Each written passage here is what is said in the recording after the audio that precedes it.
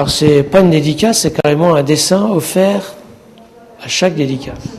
Le problème, c'est que j'aurais l'impression de salir le livre si je passais pas un peu de temps, et je suis très lent et très mauvais dans le dessin rapide, donc j'essaye de soigner un minimum.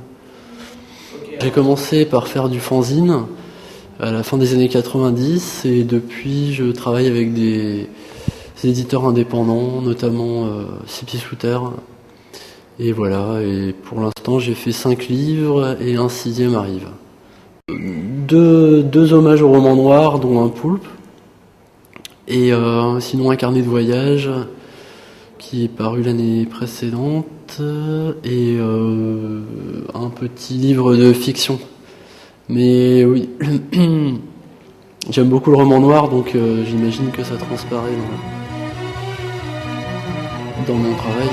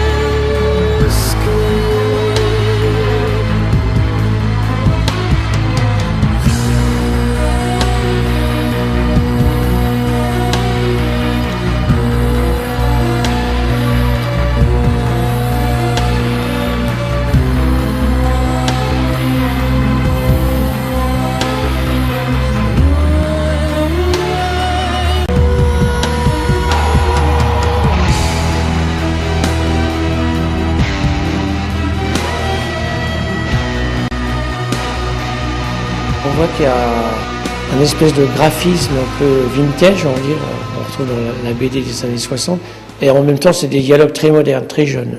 Oui, je prends ça pour un compliment, parce que je lis beaucoup de bandes dessinées des années 60, voire plus vieilles. Et oui, c'est du noir et blanc, peut-être que ça évoque quelque chose d'un peu vieillot. Vous étiez jeune, vous lisiez quoi en BD? Tintin, les gros standards, ou déjà les Métal Hurlant? Non, moi j'étais plutôt Spirou, et oui, évidemment, après j'ai lu tous les métals et les fluides, voire les premiers Codes des Savanes qui ressemblaient pas du tout à ce qu'on a aujourd'hui. De toute façon, il n'y a plus de journal de bande dessinée aujourd'hui, donc c'est... La bande dessinée se porte pas si bien que ça, alors. La presse, la bande dessinée dans la presse, oui, c'est moribond. Non, mais Tintin c'est très bien. Après, je pense que c'est les médias qui font pas leur travail de découverte. Mais bon, Tintin c'est excellent. Enfin, pas le dernier, mais sinon c'est...